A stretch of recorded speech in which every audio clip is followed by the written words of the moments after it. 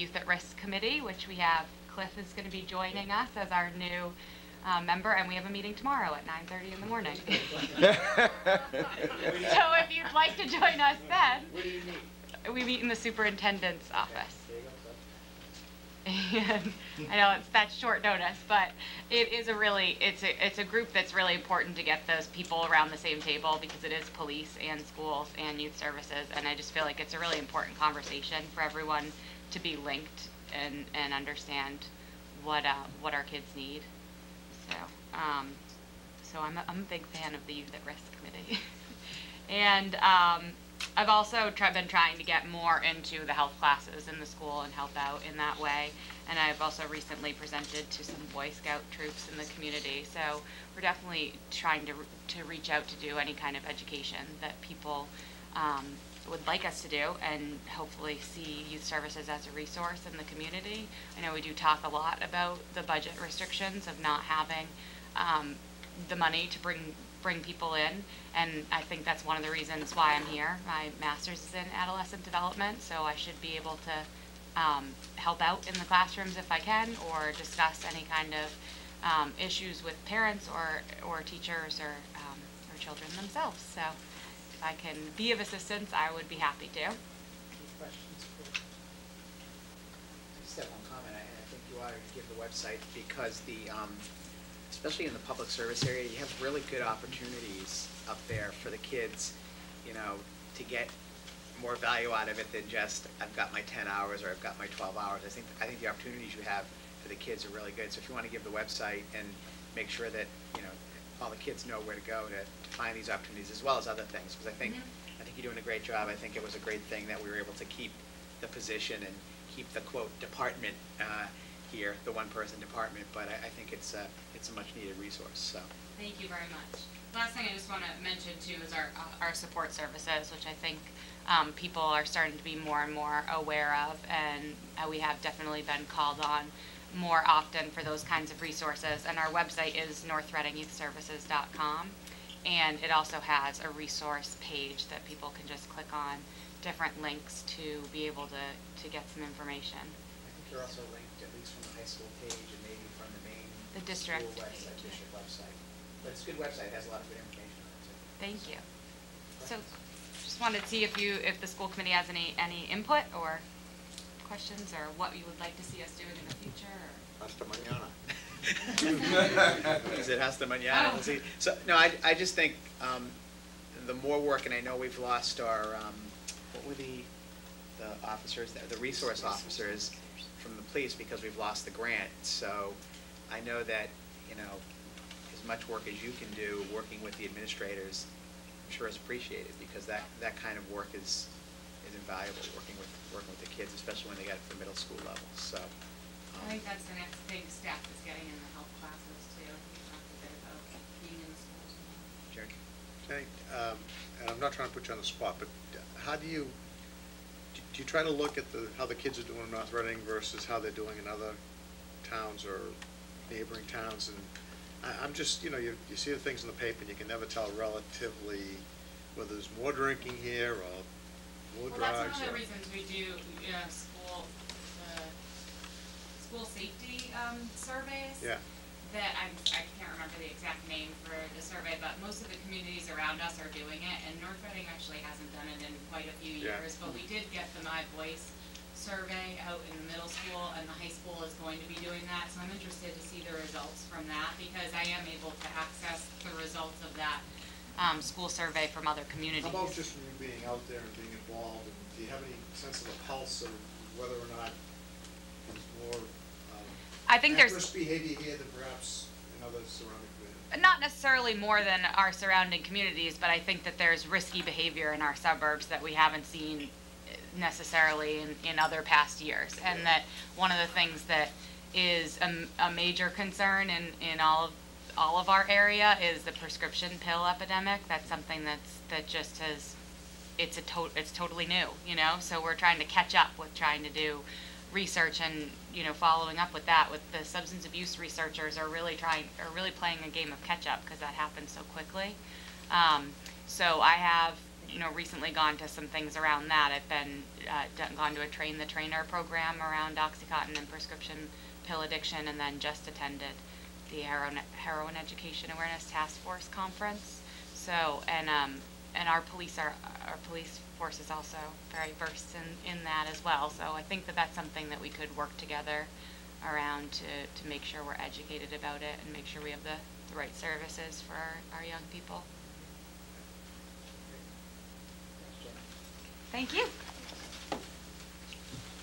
I want to say that the contribution she makes to the public schools is tremendous.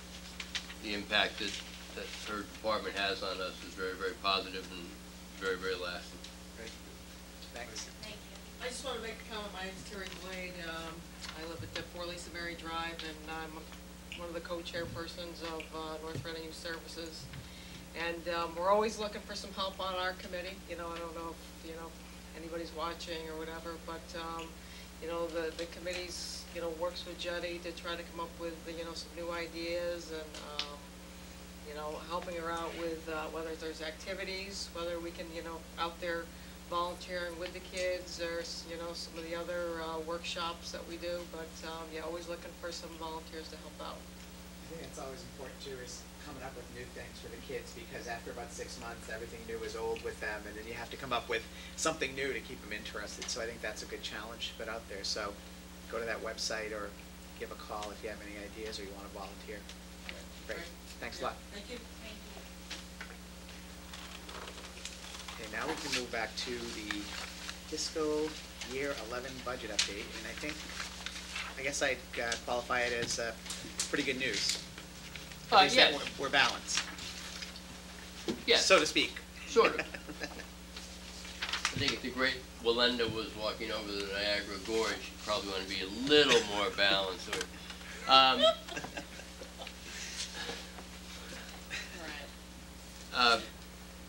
Mr. Nelson and I met with the Administrative Council on May 6th to try and specifically identify where some of the cuts that we do have to make will come from. Was sort of an interesting meeting, painful, not very much fun, but we made some good progress, and certainly the pain was mitigated by the work of the Board of Selectmen and FinCom and the Joint Financial Committee and everybody else who's concerned for the schools is very much appreciated. If you look at the recap sheet, I just want to direct your attention to one or two things. You'll see that professional development is no longer on the recap sheet. Right. It came out pretty strongly the other night at FinCom that at least the committee members who were there would like, the message was look someplace else. So that was $48,000 we were taking. We put it all back. You'll notice that item 9 now is reduced system-wide media by $15,000. That's library and stuff.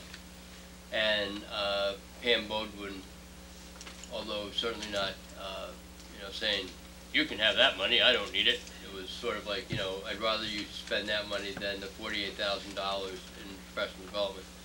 So if you go up to item 4, which is retiree attrition, you'll see that that was bumped up $30,000. We don't think we're going to get an extra $30,000 out of retiree attrition, but it's a recap sheet. It keeps the budget balanced, and we're going through all the other line items and looking what's been spent this year, what's in it for next year, and where we think we can make up that $30,000.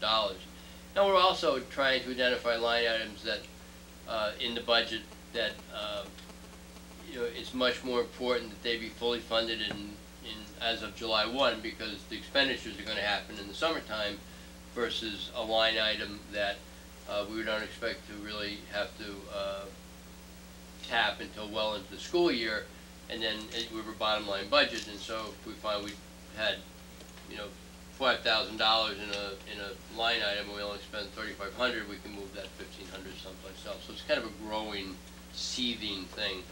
But yes, for all intents and purposes, the budget is balanced. A lot of hard work on certainly on the school department side, and Mr. Nelson and the administrative council and the committee, and an awful lot of hard work on the town side. But we're in pretty good shape. And also, just like to mention to you that the second item on this list says the textbooks is a minus $86,000. We were told that we would get the money to get the textbooks. Board of Selectmen made that clear, and it was discussed at FinCom, so we will be able to purchase the two academic programs, the elementary math and elementary science, that were on the small cap list that we had to cut. We will not be able to get the smart boards, but we're very happy with the textbooks. Yeah, I'll get comments from the committee in a second, but just to make clear, the bottom line is our budget is going up close to 2%, but the town meeting appropriation is going up about 1.5%. We're at a budget total right now of what, $23,269,572. And then you subtract the additional ARA grant that the state has earmarked for North Reading. Right. And so that puts the town appropriation at $23,143,886.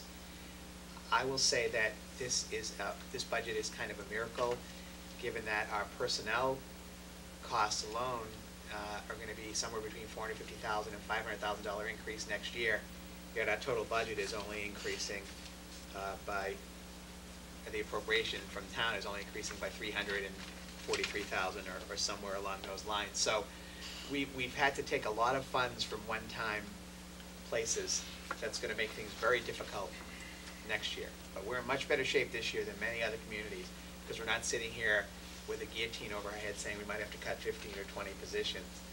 But next year there's going to be a lot of difficult issues to deal with. Anybody in the committee? Questions, comments?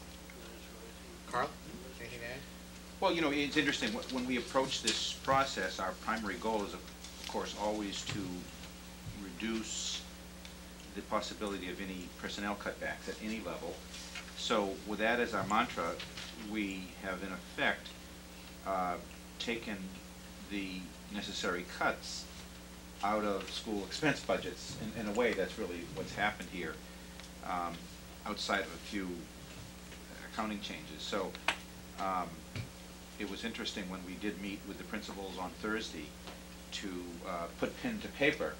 You know, it's one thing, like we were feeling this sense of relief because we had a balanced budget, but then when you put pen to paper and you have to literally manifest those changes, we had a friendly revolution.